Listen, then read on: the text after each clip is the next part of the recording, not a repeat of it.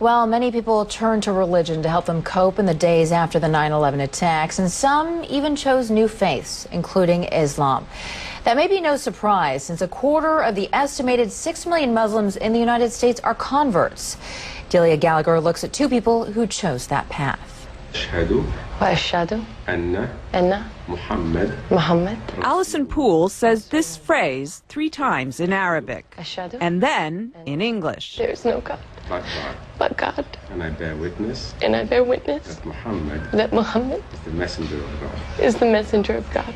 And her conversion ceremony is complete. She's now a Muslim.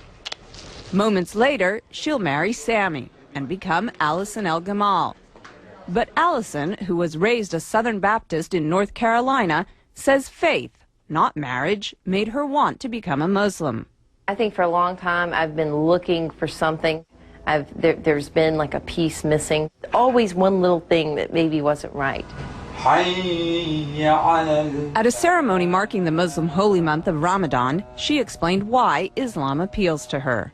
I think because it's much more about peace. I'm praying 5 times a day. It's kind of hard to go out and say bad things or do bad things when you're praying 5 times a day. And you have to believe. The imam who married Alison says he's seen more American converts recently, in part because of the prominence of Islam in the news. It may sound paradoxical, but what happens is that when something becomes more in the news, people tend to want to know about it.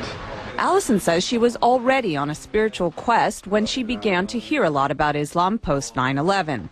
Barbara Cardebuke, another recent Muslim convert, says 9/11 also played a part in her conversion. After 9/11, I thought this is the time when people really have to start looking for real answers to get away from everybody fighting back and more. You have to start looking towards God. Barbara says through Islam she found a one-on-one relationship with God she was unable to find as a Roman Catholic. I always felt when you go to church, you're praying to Jesus or you're doing Hail Marys. You're not, I used to think, well, where's God? She says her family has been mostly supportive of her conversion.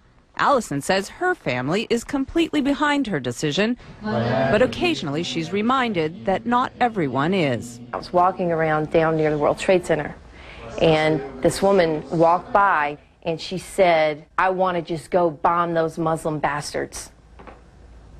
And I heard her say it, and it really struck me, because I was like, you know what, that's me.